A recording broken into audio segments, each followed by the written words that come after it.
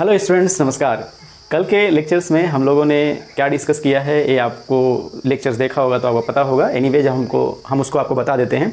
कल के लेक्चर्स में हमने सब्स्टिट्यूशन कुछ करवाए थे जिसमें कुछ स्पेशल टाइप के आपको इंटीग्रेंड दिए गए थे। अगर उस स्पेशल टाइप के इंटीग्रेंड में जैसे मान लो √a² - x² का इंटीग्रेशन करना है, या 1/√a² - x² का इंटीग्रेशन करना है, या 1/√x² - a² का इंटीग्रेशन करना है, या 1/a + a² + x² का इंटीग्रेशन करना है, तो इस टाइप का जितने भी इंटीग्रेशन हैं हमने उसमें बहुत सारे सब्स्टिट्यूट वैल्यू वहाँ पर हमने बताया था कि किस तरीके से उन वैल्यू को उसमें सब्स्टिट्यूट करें और सब्स्टिट्यूट करने के बाद में उनका इंटीग्रल मान हमने निकाले। तो कुछ वो चीज़ें थी जिनके ज़रिए से हमने वैल्यू को एक आध क्वेश्चन करके भी दिखाया भी वहाँ पर कि इंटीग्रल वैल्यू जो सब्स्टिट्यूशन की है वो रखें वहाँ पर, तो इंटीग्रेंड किस तरीके से इंटीग्रल वैल्यू के रूप में कन्वर्ट होकर आता है तो वहाँ हमने बताया। और जब ये वैल्यू क्या होती है, सॉल्व होकर के आती है, जब सब्स्टिट्यूट हम कर देते हैं तो जब ये पूरा इंटीग्रल मान निकल के आता है तो वह एक तरीके से हमारे आने वाले एक्सरसाइज के लिए फार्मूले का काम करता है। जैसे मान लो फॉर एग्जांपल हमने बताया था कि √a² - x² का जब इंटीग्रल मान निकालेंगे तो सब्स्टिट्यूट करके तो वैल्यू कितनी आएगी, x/2 √a² - x² + a²/2 sin 1x/a आएगा। तो ये जो वैल्यू है अब हमें बार बार नहीं निकालना है, जब भी कभी इंटीग्रेशन में ये चीज़ें आएंगी तो हम लोग क्या है इनका डायरेक्टली फार्मूला के रूप में इसका मान रख देंगे। तो पीछे का जो लेक्चर है जो सब्स्टिट्यूशन है उसको आप याद रखेंगे, बिना याद किए आने वाले एक्सरसाइज में आप काम नहीं कर पाएंगे, तो उसको आप ध्यान रखेंगे। आगे की एक्सरसाइज जो है 7.4 जिसको हमें डिस्कस करना है, लेकिन उस 7.4 एक्सरसाइज को डिस्कस करने से पहले हम कुछ बातें आपको बता दें। कंप्लीटिंग स्क्वायर, किसी पॉलिनोमियल को जो द्विघाती बहुपद है, जो एक क्वाड्रेटिक पॉलिनोमियल है, उसको हम किस तरीके से कंप्लीटिंग स्क्वायर के रूप में कन्वर्ट करते हैं, मतलब उसको कैसे पूर्ण वर्ग बनाते हैं। हालांकि इसको 10th क्लास में हमने सीख लिया, लेकिन एक बार हम आपको बताएंगे बिकॉज इसका यूज अभी आपको 7.4 में आपका यूज होने वाला है। तो एक बार देख लेते हैं, फिर उसके बाद आगे चलते हैं। जैसे मान लो इस तरीके से आपके सामने कोई वैल्यू दी जाएगी, मान लो आपके सामने ऐसे दे जाएगा ax² + bx + c। इंटीग्रैंड में ऐसा हो या इस रूप में कभी भी वैल्यू आपके सामने आएगी, इस तरीके से आपके सामने वैल्यू निकल के आएगी। तो द्विघातीय बहुपद जैसे इस तरीके से दिया गया है तो इसको सबसे पहले तो हम लोग क्या कंप्लीटिंग स्क्वायर के रूप में कन्वर्ट करते हैं। तो कैसे करते हैं, पहले हम इसमें से a कॉमन ले लेंगे। ये हमने कॉमन ले लिया। कॉमन लेने के बाद बेटा आपके सामने x² आ जाएगा + b/a आ जाएगा, यहाँ x आ जाएगा + c/a आ जाएगा। फिर यहाँ सिंप्लीफाई कैसे करते हो, a आप यहाँ लिखोगे, x का यहाँ कंप्लीट स्क्वायर कर दिया, प्लस जैसा है वैसा का वैसा उतार दो, 2 हमेशा मल्टीप्लाई करते हैं, इनटू इसको लिखते हैं x। जब इतना आ गया इस वैल्यू को क्या करो, इसमें आप डिवाइड करो, मतलब b/a × x में डिवाइड किससे करना है, 2x से। तो जब इस करोगे तो कट जाएगा, b/2a आ जाएगा। तो जितनी वैल्यू आए उतने को आप यहाँ से मल्टीप्लाई कर दो। जो आप यहाँ मल्टीप्लाई करोगे उतने का स्क्वायर आपको ऐड करना है, उतने का स्क्वायर आपको ऐड करना है, और उतने का ही स्क्वायर आपको सबट्रैक्ट करना है। ये आपको याद रहना चाहिए, उतने का ही स्क्वायर आपको ऐड करना है और उतने का ही स्क्वायर आपको सबट्रैक्ट करना है। फिर लास्ट में वैल्यू कौन सी बची है, +c/a। आप यहाँ पर +c/a लिख देंगे, राइट। हम लोग यहाँ कंप्लीटिंग स्क्वायर के रूप में इसको कन्वर्ट कर रहे हैं, अर्थात पूर्ण वर्ग के रूप में इसको हम बना रहे हैं। तो ध्यान दो हम कैसे उसको करते हैं, सारी बातें हम आपको यहाँ सिखा रहे हैं। तो सिंप्लीफाई आपने कर ही लिया है, a इंटू, अब देखो यहाँ से लेकर के यहाँ तक आपके सामने क्या हो जाएगा, x + b/2a का होल स्क्वायर हो जाएगा। a² + b² + 2a भी हो गया, माइनस यहाँ पर हो गया b² / 4a² + c/a। अब देखो ध्यान से, ये a हो गया, इसको हमने लिख दिया x + b/2a, इसका होल स्क्वायर माइनस, यहाँ देखो मैंने बेटा 4a² कॉमन ले लिया। 4a² अगर कॉमन ले लिया तो यहाँ बचा b², यहाँ a से काटेंगे तो 4a बचेगा, यहाँ माइनस कॉमन लिया तो -4ac आ जाएगा। तो इस तरीके से आपके सामने वैल्यू आ गई। तो आपके सामने रिजल्ट कितना आया, a x + b/2a का होल स्क्वायर। चूँकि ये पूरा कांस्टेंट है तो इसको हम अंडर रूट के अंदर लिख सकते हैं, तो हमने लिख दिया b² - 4ac/4a², इसके बाद में इसका हमने स्क्वायर कर दिया।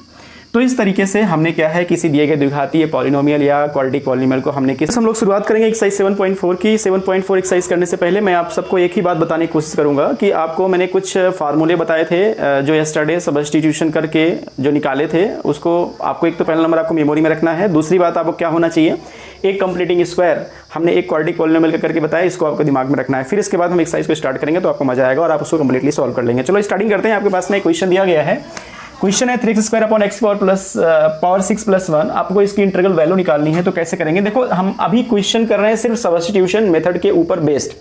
हमने आपको बताया है कि there are the different type the method that will be use by you for solving the integration. तो हम यहाँ पर सब्स्टिट्यूशन मेथड का यूज कर रहे हैं। तो देखो इस क्वेश्चन को हमने ऐसे लिख लिया, इंटीग्रेशन 3x² अपॉन x की पावर 6 को मैंने ऐसे लिखा x³ प्लस 1 यहाँ लिख दिया dx। मैंने आपको बताया सब्स्टिट्यूशन का मतलब क्या है कि आपके सामने इंटीग्रल यहाँ जो जिसका हम इंटीग्रेंट है, जो समाकल्य है, इसमें कोई ऐसा टर्म होगा जिसका डेरिवेटिव भी यहाँ पर उपस्थित होगा। तो आपके सामने एकदम साफ साफ दिखाई दे रहा है कि x³ है, x³ को अगर आप t मानते हो तो इसका डेरिवेटिव 3x² रहेगा, ऑब्वियसली यहाँ उपस्थित है। तो हमने यहाँ पर लेट कर लिया, मान लिया। तो इसका हम डेरिवेटिव लेंगे तो 3x² dx is equal to क्या आ जाएगा, dt आ जाएगा। तो इतनी दूर के स्थान पे आप देख रहे हो क्या आएगा, dt आ जाएगा। तो आपका रिजल्ट जो हो गया यहाँ पर आ गया dt, और नीचे कितना हो गया, x³ के स्थान पे तो आपका हो गया t² प्लस 1 हो गया। तो आपको मालूम है कि 1/1 प्लस x² का इंटीग्रेशन कितना होता है, tan इनवर्स के रूप में आता है। तो आपके सामने हो गया tan इनवर्स और ये हो गया t प्लस c। तो रिजल्टेंट कितना आएगा, tan इनवर्स, और t का वैल्यू आपको मालूम है कितना होता है, x³ होता है प्लस c। तो इस तरीके से आपका आंसर हो गया। सेकंड क्वेश्चन दिया गया है आपके सामने। मैंने फार्मूले को क्यों बोला है कि फार्मूला का यूज़ क्यों करना है, क्योंकि फार्मूला अब आने वाला है जहाँ पर आपको यहाँ अप्लाई करना है। तो देखो आपके सामने हमने इसको क्वेश्चन कैसे करेंगे, इंटीग्रेशन 1/, यहाँ पर देखो हमने 4 को कॉमन ले लिया। 4 को कॉमन क्यों लिया, क्योंकि इसमें हमारा एक फार्मूला है ऑलरेडी, हम उस फार्मूले को लगाएंगे तो काम अपना बनता दिखेगा। तो हमने 4 बेटा कॉमन ले लिया इसमें, इतनी दूर में हमने सिर्फ क्या है 4 कॉमन लिया। अगर मैं इसमें 4 कॉमन लूँगा तो यहाँ आ जाएगा 1/4 प्लस यहाँ पर क्या हो जाएगा x² और यहाँ पर डायरेक्टली आपका dx हो गया। अब 4 को मैं अंडर रूट से बाहर करूँगा तो आपके सामने कितना आ जाएगा, 4 को बाहर करने के बाद 2 आ जाएगा, और यहाँ पर रिजल्ट आपके सामने जो बचेगा 1/2 का होल स्क्वायर बचेगा, प्लस यहाँ बच जाएगा x², यहाँ हो जाएगा dx। अब यहाँ क्या करेंगे हम लोग, 1/2 चूँकि है उसको तो हम बाहर कर लेंगे, इंटीग्रेशन 1/√, क्या आपके सामने है 1/2 का स्क्वायर प्लस x का स्क्वायर। देखो इस तरह का इंटीग्रेशन कल हमने आपको बताया था। हमने आपके सामने एक फार्मूला बताया था, जो अगर आपको याद होगा तो कल हमने आपको यही बोला था कि बिना फार्मूला काम नहीं बनने वाला है। क्या फार्मूला मैंने बताया था, 1/√a² plus x² dx is equal to क्या होता है। हमने आपको बताया था कि इसका जो इंटीग्रेशन होता है log बेसी x plus √a² plus x² plus c होता है। अब मैं इसी को यहाँ पर रख दूंगा तो रिजल्ट कितना आ जाएगा, देखो 1/2 आ जाएगा, यहाँ पर आ जाएगा log बेसी x प्लस ये पूरे लिख दो 1/2 का square plus x² plus c। इसको आप सिंप्लीफाई करना चाहो तो सिंप्लीफाई कर लो, अदरवाइज आप इतना भी लिख दोगे तभी आपका आंसर सही है। तो सिंप्लीफाई करोगे तो आपको मालूम है कि 1/2 log बेसी x प्लस, ठीक है। ये चीज़ क्या हो जाएगा, ये चीज़ क्या है, ये चीज़ को सॉल्व करोगे तो आपके सामने हो जाएगा 1 प्लस 4x² अपॉन 4 प्लस क्या आ जाएगा, c आ जाएगा। अब इसको सिंप्लीफाई करेंगे 1/2 log बेसी, इसको सिंप्लीफाई करेंगे कितना आएगा 4x plus √1 plus 4x² upon कितना आएगा 2 आ जाएगा और प्लस c आ जाएगा, राइट। सॉरी यहाँ पर 2 आएगा आपके पास में, क्योंकि यहाँ अंडर रूट लेंगे ना, यहाँ अंडर रूट लेंगे तो आपके सामने कितना आ जाएगा, यहाँ पर आपका 2 आ जाएगा, ठीक है। यहाँ पर कितना आ जाएगा 2 आ जाएगा, और नीचे कितना आ जाएगा 2 आ जाएगा। तो 2x plus √1 plus 4x² upon 2। अब देखो इसको एक काम करेंगे, अगर इस log m अपॉन n है, इसको log m minus log n करेंगे तो c के साथ आ जाएगा। तो डायरेक्टली हम इसको इतना भी लिख सकते हैं, कैसे log 1/2 log base e 2x plus √1 plus 4x² plus c भी लिखा जा सकता है, या इतना लिख दो, या इतना ही लिख दोगे तभी आपका आंसर सही है। कई बच्चे इतना नहीं कैलकुलेट कर पाते हैं तो कोई दिक्कत नहीं है, आप उनको पूरा नंबर यहीं पर ही मिल जाएगा। तो इस तरीके से आप क्या है कि पहला और दूसरा क्वेश्चन सॉल्व करेंगे। अब चलते हैं हम आगे। तो डियर स्टूडेंट्स, आपके सामने जो क्वेश्चन है हमने 1 और 2 दोनों क्वेश्चन हमने बता दिया है। अब इसके बाद में 3, 4, 5 और 6 these are the 4 question which are the same as question number 2। So उसको आप खुद भी ट्राई कर सकते हैं। आप उसको ट्राई करेंगे और उसको क्वेश्चन का सॉल्यूशन कर देने का प्रयास करेंगे। अगर नहीं आता है तो आपसे कमेंट बॉक्स में पूछेंगे। हम लोग क्वेश्चन नंबर 7 करेंगे और उसके बाद में 8 करेंगे, उसके बाद 9 करेंगे। तो आप एक बार ध्यान दें, हम क्वेश्चन नंबर 7 थोड़ा डिफरेंट टाइप का है, इस कारण इसको लिख करके हमने आपको करवा रहे हैं। तो क्वेश्चन नंबर 7 देखो कैसा है, x - 1 अपॉन √x² - 1। अपन क्या करते हैं, इसको 2 पार्ट में कन्वर्ट कर लेते हैं। देखो x अपॉन एक में हम लिख दिया x² - 1, x² - 1, यहाँ लिख दिया dx माइनस 1 अपॉन x² - 1। देखो मैंने बताया है कि आपको जो सब्स्टिट्यूशन वाला फार्मूला है वो आपको सबको याद होना चाहिए, क्योंकि याद होगा तभी आप इस तरह के क्वेश्चन आप कंप्लीट कर पाओगे। तो देखो यहाँ पर इजीली सा है। पहले तो आपको ये समझना है कि यहाँ सब्स्टिट्यूशन लगाएं तो कैसे लगाएं। तो मैंने आपको बताया कि भाई जब भी कभी आपके सामने इंटीग्रैंड में कोई ऐसा पार्ट दिखाई पड़े जिसमें किसी का डेरिवेटिव वहाँ मौजूद हो, तो आपके सामने एकदम साफ साफ दिखाई दे रहा है कि भाई यहाँ पर आपके सामने एक्स का स्क्वायर अगर हम टी मान लें तो डायरेक्टली इसका डेरिवेटिव उपस्थित है, राइट। तो हमने एक्स स्क्वायर को टी मान लिया, एक्स स्क्वायर माइनस 1 को भी टी मान सकते हैं, थोड़ा सा इतना दूर वाला वैल्यू एक साथ में ही सॉल्व हो जाएगा, या इतने को अकेले भी सॉल्व कर सकते हो तब भी उतनी वैल्यू आएगी, कोई डरने वाली बात नहीं है।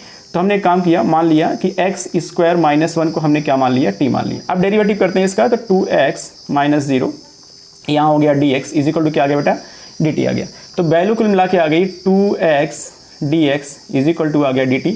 तो मीनिंग आ गया आपके सामने कि x dx is equal to dt upon क्या आ गया, 2 आ गया। तो इसका मतलब x dx के स्थान पर मैं क्या लिख सकता हूँ, dt अपॉन 2 लिख सकता हूँ। यहाँ पर लिख दिया हमने dt upon 2। Under root x square minus 1 के स्थान पर क्या लिख सकता हूँ, t, तो यहाँ लिख देंगे हम अंडर रूट टी, इस तरीके से माइनस। अब देखो यहाँ पर क्या है, 1 upon under root x square minus 1 है, तो 1 का मतलब हमने लिख दिया under root x square minus a square. तो डायरेक्टली मैं इसमें एक फार्मूला लगा सकता हूँ। क्या फार्मूला होता है, आपको मालूम होगा फार्मूला क्या होता है, integration of 1 upon under root x square minus a square का इंटीग्रेशन होता है log base e x plus under root x square minus a square plus c, ये आपके सामने होता है। तो यही हमने यहाँ पर लगा दिया, क्या लगाया, log base e x plus under root x square minus 1, ठीक है। और आगे हमने लिख दिया प्लस सी। अब इसी चीज़ को हमने यहाँ पर डायरेक्ट लिख दिया, ये चीज़ हमने डायरेक्ट यहाँ लिख दिया, क्या लिख दिया, minus log base e x plus under root x square minus 1 plus c. तो इस तरीके से हमने डायरेक्टली इसको इंटीग्रेट कर लिया, 1/2 इसको हम बाहर कर लेते हैं इंटीग्रेशन। अब टी की पावर माइनस 1/2 यहाँ पर आ गया, यहाँ आ गया dt, ये तो वैल्यू ऑलरेडी आपके पास में वही सेम टू सेम ही है, log x plus under root x square minus 1 plus c.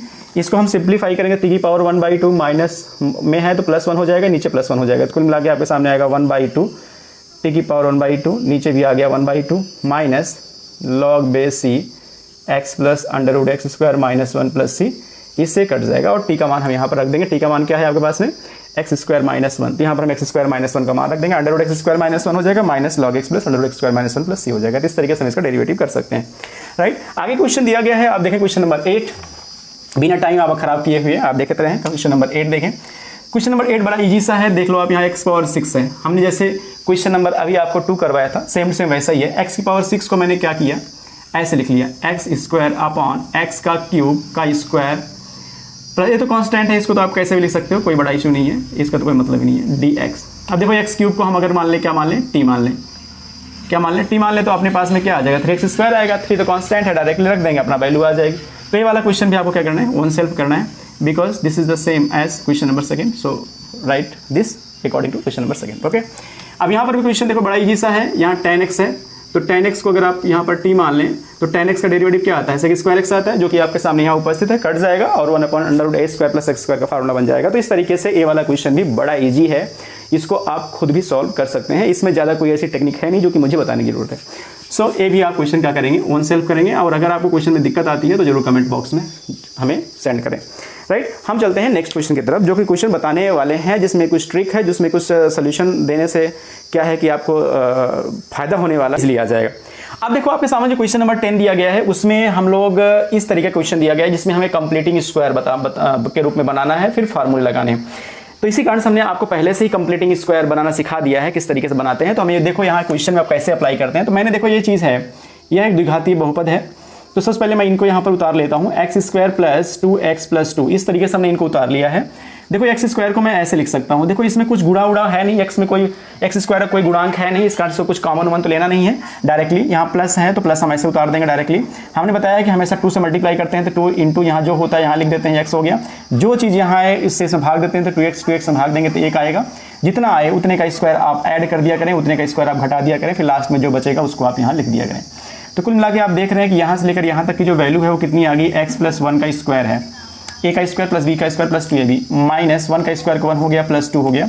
तो रिजल्टेंट आपके सामने कितना आ गया, x प्लस 1 का स्क्वायर, 2 में से 1 गए 1, मतलब 1 आ गया। तो कुल मिलाकर के आप यही जो वैल्यू है, इस वैल्यू को आप इस तरीके से लिख सकते हैं। अब देखो मैं इसका इंटीग्रल मान कैसे निकालूंगा, तो आप एक बार ध्यान दें, 1 अपॉन इतनी जो वैल्यू है इसी के स्थान पे मैंने क्या लिख दिया, इतना लिख दिया, अर्थात x प्लस 1 का स्क्वायर प्लस 1 है, 1 का मैं स्क्वायर भी लिख सकता हूँ, तो 1 का स्क्वायर लिख दिया, यहाँ लिख दिया हमने dx।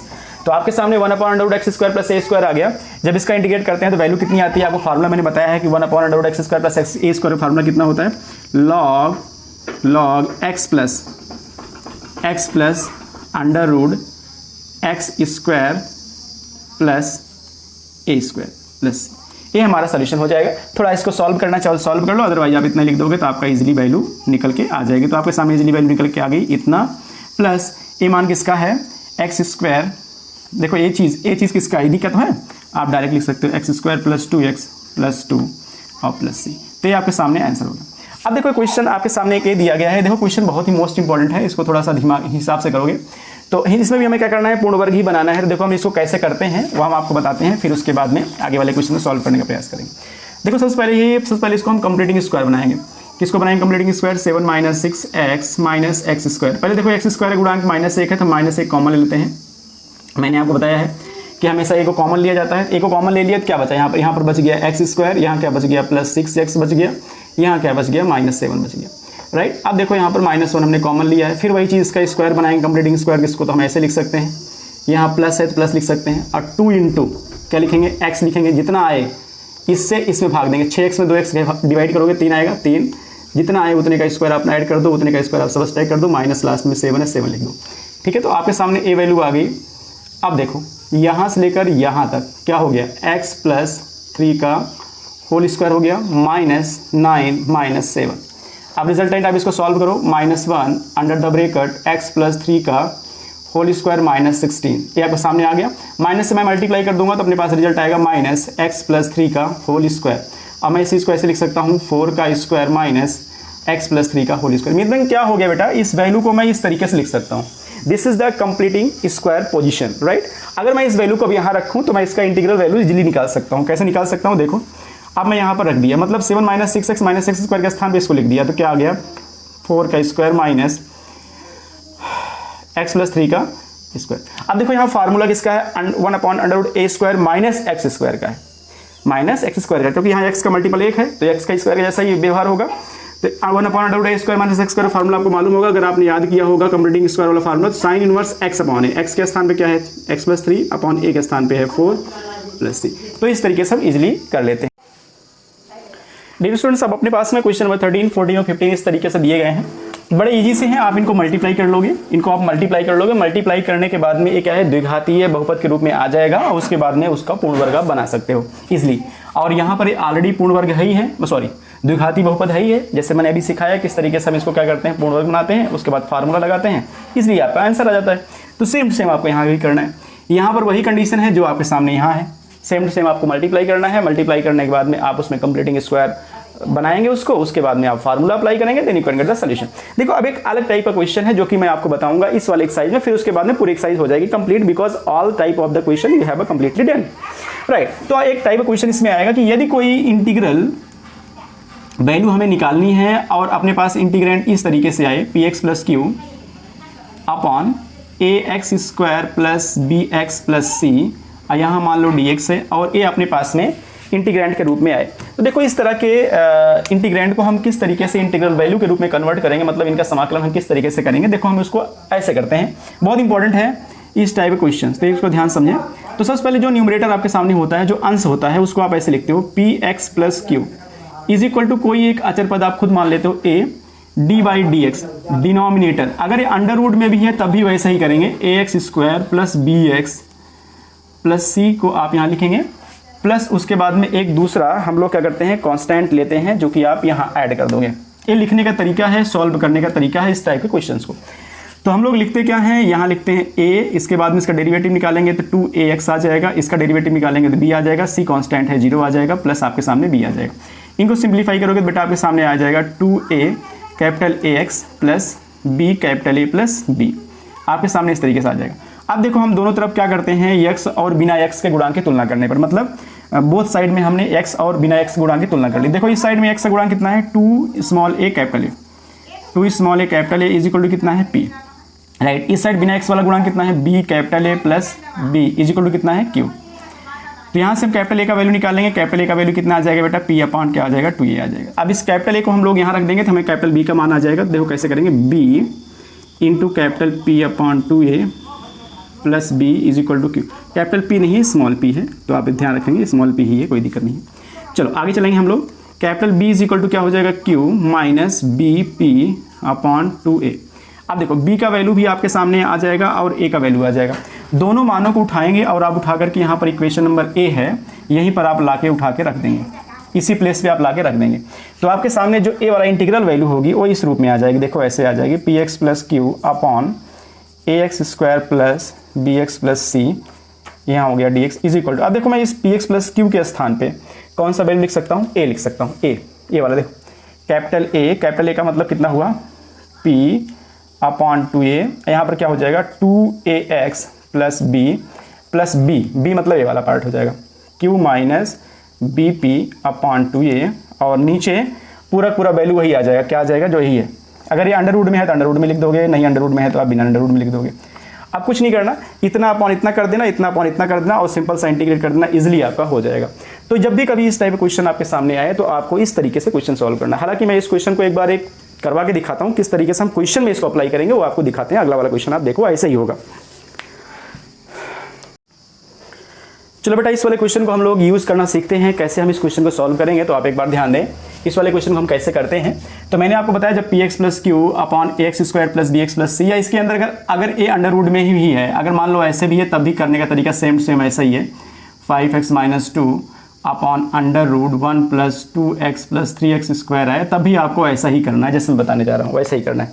तो देखो मैं करना सिखा रहा हूँ आपको। सबसे पहले मैं क्या करता हूँ, जो पी एक्स प्लस क्यू है उसको लिख देता हूँ P x plus Q is equal to A D by D X of denominator, चाहे अंडर रूट होगा या बिना अंडर रूट होगा, हम लोग सिर्फ इतना ही लिखेंगे।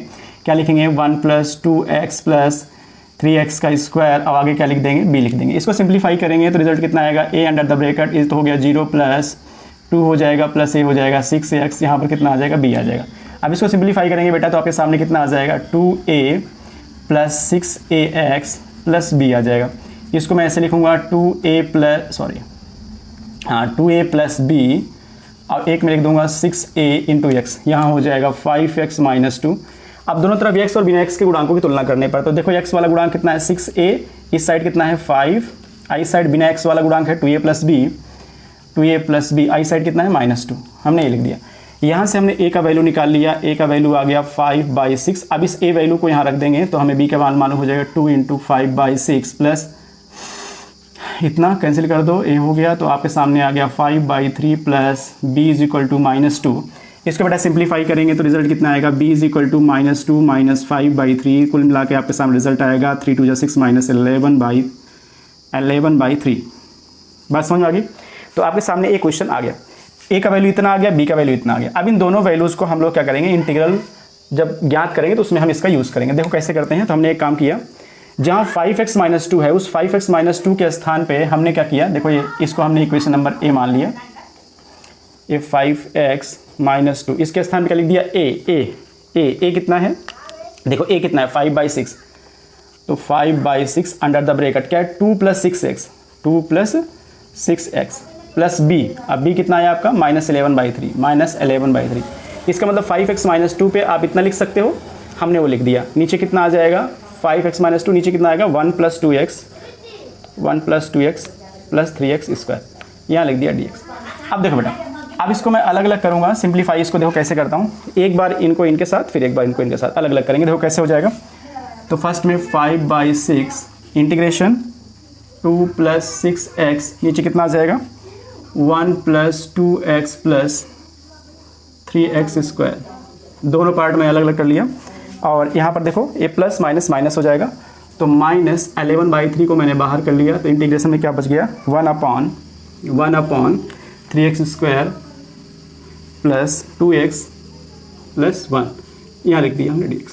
अब देखो हमने इसको इजीली सॉल्व करना है। कैसे करना है, इसको अगर मैं t मान लूँ, नीचे वाले देखो फर्स्ट वाले पार्ट में अगर मैं इसको t मान लूँ, 2x प्लस 3x स्क्वायर को अगर मैं t मान लूँ, तो इसका डेरिवेशन करेंगे तो 1 का तो 0 हो जाएगा, 2x का तो 2 हो जाएगा, इसका 6x हो जाएगा, ठीक है। यहाँ हो जाएगा dx, यहाँ हो जाएगा dt, मतलब 2 प्लस 6x dx के स्थान में dt लिख सकता हूँ। तो रिजल्टेंट कितना आ जाएगा आपके पास में 5/6, यहाँ पर आ जाएगा आपका dt, नीचे आ जाएगा बेटा कितना t आ जाएगा। Getting this point completely, right. अब आगे देखो, इसको हम लोग क्या करेंगे, इस वाले केस में एकदम साफ साफ दिखाई दे रहा है कि ax² plus bx plus c के रूप में है, मतलब इसको पूर्ण वर्ग बनाना है। तो पूर्ण वर्ग बनाने के लिए हम लोग क्या करेंगे, 3 x square plus 2x plus 1 में हमने क्या किया 3 कॉमन ले लिया, तो क्या आ गया x का स्क्वायर आ गया प्लस 2/3x आ गया प्लस 1/3 आ गया। अब इसको हम सिंप्लीफाई करेंगे, देखो कैसे करते हैं बेटा, पूर्ण वर्ग कैसे बनाते हैं। 3 हमने कॉमन लिया तो आपके सामने हो गया x का स्क्वायर प्लस हमने बताया कि हम हमेशा 2 से मल्टीप्लाई करते हैं, जो यहाँ मल्टीप्लाई है उसको हम यहाँ कर देते हैं। अब 2x से इससे हम क्या करते हैं, इसमें भाग देते हैं। 2x से 2x/3 भाग देंगे तो 1/3 आएगा, तो जितना आएगा उतने सब मल्टीप्लाई करेंगे, उतने का स्क्वायर हम यहाँ जोड़ देंगे। अब उतने का ही स्क्वायर यहाँ पर हम क्या करेंगे घटा देंगे, लास्ट में 1/3 बचा है तो हम 1/3 लिख देंगे। ये कहानी पूरी है इसकी कंप्लीटिंग स्क्वायर मेथड बनाने की। अब देखो थोड़ा सा कंजेस्टेड है, ध्यान रखेंगे। तो a square plus B square plus 2ab मतलब ये हो गया x प्लस 1/3 का होल स्क्वायर प्लस ये हो गया 1/3। तो इसको हम सिंप्लीफाई करेंगे, सिंप्लीफाई करने पे कितना आएगा 3 under the bracket x plus 1/3 का होल स्क्वायर और -1/9 में प्लस 1/3 ऐड करेंगे तो कितना आ जाएगा आपके पास में 2/9 हो जाएगा। कितना आ जाएगा 2/9 आ जाएगा। तो इस चीज़ को मैं ऐसे भी लिख सकता हूँ, कैसे लिख सकता हूँ देखो, इसको मैं ऐसे लिख सकता हूँ 3x प्लस 1/3 का whole square plus under root 2/9 और पूरे का होल स्क्वायर। इस तरीके से भी मैं इसको लिख सकता हूँ, राइट। तो चलो हम लोग अब इस चीज़ को क्या करते हैं, जैसे 3x square plus 2x plus 1 है, हमने इतना वैल्यू निकाल लिया, तो इसके स्थान पे अब मैं इस चीज़ का प्रयोग करूँगा। तो कुल मिला के इसका रिजल्ट देखो कितना आ गया है। इसका देखो रिजल्ट अपने पास में आ गया 5/6 ये हो गया लॉग बेस ई मॉड टी इतने का माइनस 11/3 और यहाँ पर हो जाएगा 1 अपॉन, अभी वैल्यू हो जाएगी 3 under the bracket x plus 1/3 का whole square plus under root 2/9 का होल स्क्वायर, यहाँ लिख दो बेटा dx। इसको सिंप्लीफाई करेंगे तो रिजल्ट कितना आएगा देखो ध्यान से, 5/6 लॉग बेस ई मॉड टी माइनस ये 3 और 3 मिलकर हो गया 9 11/9। अब देखो ये चीज़ फार्मूला हो गया 1/x square plus a square का फार्मूला क्या होता है 1/a मत tan इनवर्स x/a, तो 1/a अंडर रूट 2/9 नीचे आएगा तो ऊपर हो जाएगा ये अंडर रूट 9/2 हो जाएगा। अब यहाँ लिख देंगे tan इनवर्स x/a, x मतलब x प्लस 1/3/a मतलब हो गया रूट 2/9 और यहाँ हो गया प्लस c। अब इसको सिंप्लीफाई कर दो, मान रख दो t का, तो 5/6 अब t का जो मान है वो है कितना 1 plus 2x plus 3x square, ये तो t का मान हो गया। अब माइनस देखो इस वाले 9 से 9 कटेगा तो यहाँ अंडर रूट 9 बचेगा, अंडर रूट 9 अंडर रूट 2 कितना हो जाएगा अंडर रूट 18 हो जाएगा। अंडर रूट 18 का निकालते हैं वैल्यू 3 अंडर रूट 2 बचता है, कितना आ जाएगा -11/3 अंडर रूट 2। ये हो गया tan इनवर्स। इनको थोड़ा सिंप्लीफाई करेंगे 3 × 3x हो गया प्लस 1, यहाँ नीचे 3 आएगा, यहाँ अंडर रूट 2/3 आएगा, 3 से 3 नीचे वाला कट जाएगा, क्या बचेगा अंडर रूट 2 बचेगा प्लस c। तो डियर स्टूडेंट्स आपने देख लिया कि हम किस तरीके से आपके सामने कोई भी क्वेश्चन दिया जाए जो कि px plus q upon under root x square plus b x plus c के रूप में अगर क्वेश्चन दिया गया तो हम उसको किस तरीके से सिंप्लीफाई करते हैं, इसका हमने रिजल्टेंट या इसका डेमो हमने आपको दिखा दिया। तो इसी तरीके से आगे के जो इस एक्सरसाइज के क्वेश्चन है लगभग सारे के सारे क्वेश्चंस ऐसे ही हैं। अगर आप घर पे बैठेंगे पेंसिल लेकर के और अपना रफ लेकर के तो आप क्वेश्चन को जरूर सिंप्लीफाई कर लेंगे। तो डियर स्टूडेंट्स वीडियो अगर आपको पसंद आ रही हो, लेक्चर्स आपको पसंद आ रहे हो तो इसको लाइक भी करें, शेयर भी करें और सब्सक्राइब भी करें। अपने दोस्तों को भी बताएं कि इस तरीके के जो सोल्यूशंस हैं वो आपको मिल रहे हैं और घर बैठ करके ईजिली हो क्या है कि सारे के सारे चैप्टर्स का ईजिली क्या है सोल्यूशंस ले सकते हैं कम्प्लीटली, राइट। तो लेक्चर्स आप अटेंड करते रहें, हमें बड़ा आनंद आ रहा है कि आप लोग लेक्चर्स अटेंड करते हैं, देखते हैं। तो इस तरीके से हम आगे कल मिलते हैं आपको नया लेक्चर्स लेकर के, जिसमें हम बाई पार्ट रूल मतलब खंडसा समाकलन के बारे में सीखेंगे और उसमें हम आपको अगली वाली एक्सरसाइज में अप्लाई करके दिखाएंगे किस तरीके से उसको करते हैं। अच्छा एक बात हम आपको बता दें कि आप इसके एग्जाम्पल्स भी आप जरूर सॉल्व करते रहें, कुछ एक्स्ट्रा क्वेश्चंस भी आप करते रहें, ऑब्जेक्टिव क्वेश्चंस भी आप सॉल्व करते रहें ताकि कंपटीशन वगैरह में भी अच्छा परफॉर्मेंस कर सके। तो आज के लिए हम लोग इतना ही करेंगे, थैंक यू।